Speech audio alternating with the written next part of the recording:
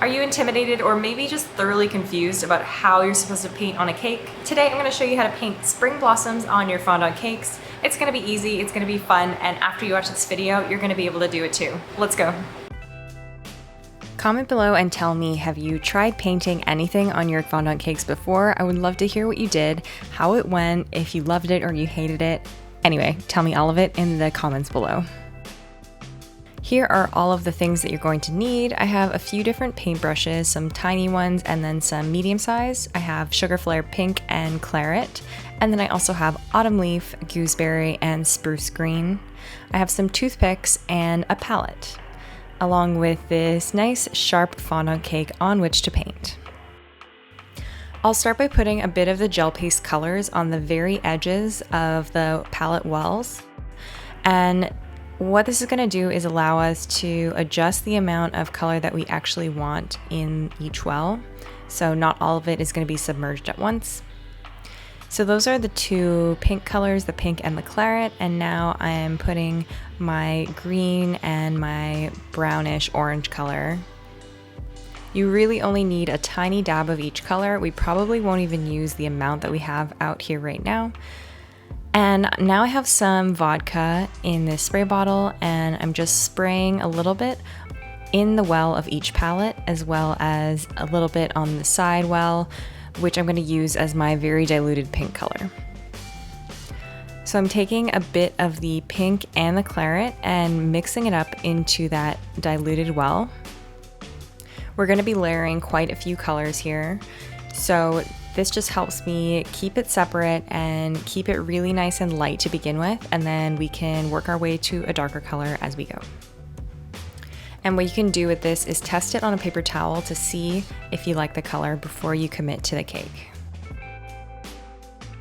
So I will start by making just little blossom shapes, and these are kind of meant to look like cherry blossoms, but they could really be any pink tiny blossoms.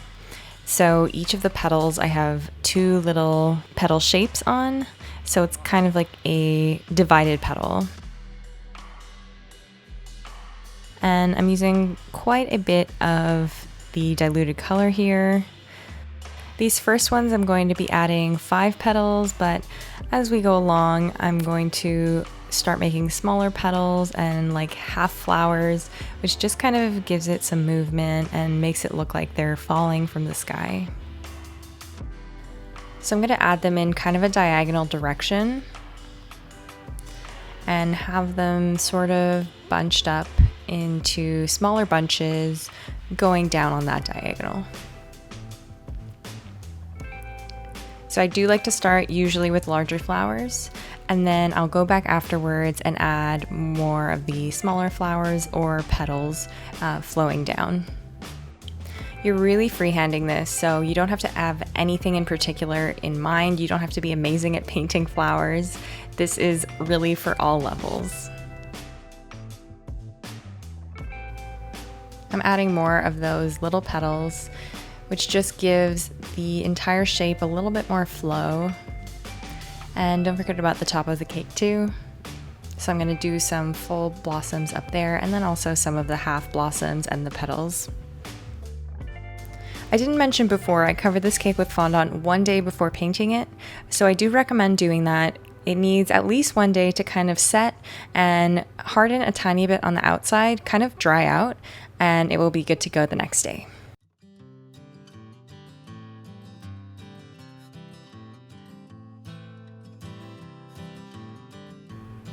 Hopefully you can see how random and just organic looking these little blossoms are. I'm not trying to make them look botanically correct or anything. I want them to have a painterly and abstract look to them. And you'll see how nice they look once we start layering on the colors, so don't worry if you are just scared of what your cake looks like at this point. It'll get a lot better. I'm adding a bit more of the claret and the pink to the diluted well, and then we can start adding our second layer of color. What I'm going to do is concentrate that color at what would be the base of each of the petals or blossoms. So basically wherever the points come together, I'm just going to add a tiny bit of that darker pink there. I like to start on the same side of the cake for every color and move around basically in the same direction, so each layer has a little bit of a chance to dry before we start adding more color.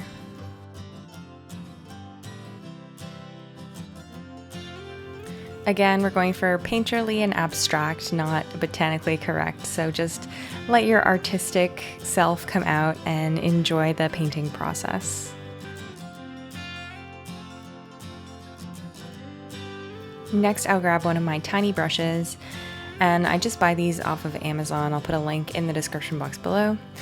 I'm taking a very saturated amount of the claret just to the side and loading up my brush with it. And now we are going again over the base parts of each petal or the center parts of each blossom to add more depth. Don't be scared if it looks too dark right now. We are gonna blend it a little bit more. Basically, all you have to do is put a couple of streaks on each of the petals and you'll be fine. Be sure to choose a fine brush here, the finest one you have, so that you don't add too much of this dark color. It's really just supposed to be a shadow or an accent color, and the main petal should be that light, delicate pink. I made it all the way around and did the top as well. Now we are ready to start blending. I have just some plain vodka on this brush, and I'm just gonna kind of smear the colors together a tiny bit.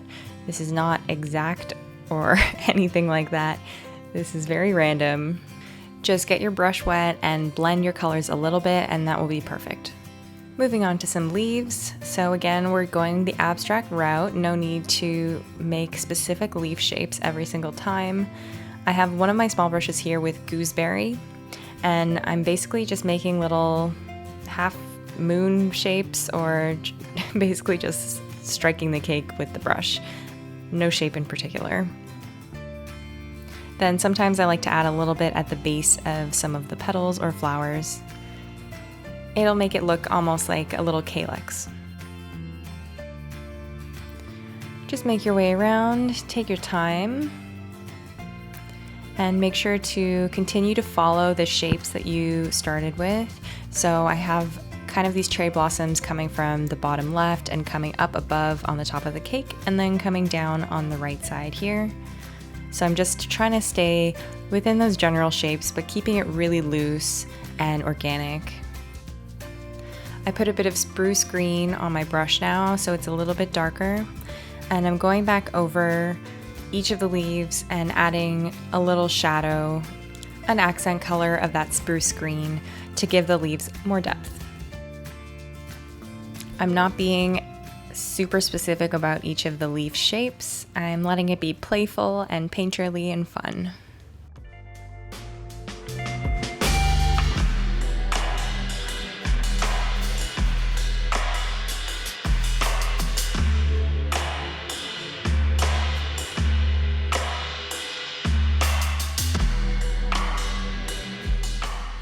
Next up is the autumn leaf color. So I've diluted it quite a bit, but I'm adding accents to some of the leaves and also some of the flowers.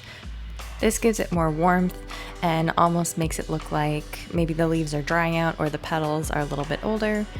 Just adds a bit more life to it, just like we do with sugar flowers. Now I have some very saturated autumn leaf just on the very tip of my tiny brush, and I'm gonna paint tiny little strokes into the center of some flowers. Definitely not all of them, but I do want to add some extra depth and a little bit of extra warmth on some of them.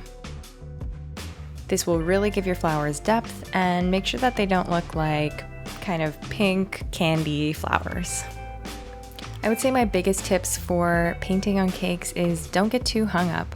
If you make a mistake, you can blend it or you can add a new color on top of it. Don't be too stressed about if it looks super realistic. I like to just let all my flowers kind of be loose and abstract. And if you follow these steps, I think when you step away from your work, you're going to be really impressed by the way it looks. Thank you so much for watching. Please don't forget to grab the tools and equipment that I'm using throughout this whole video in the description box below. You can also subscribe to my channel while you're down there, and give me a thumbs up if you did enjoy it. Share it with a friend too. All right, I'll see you next time.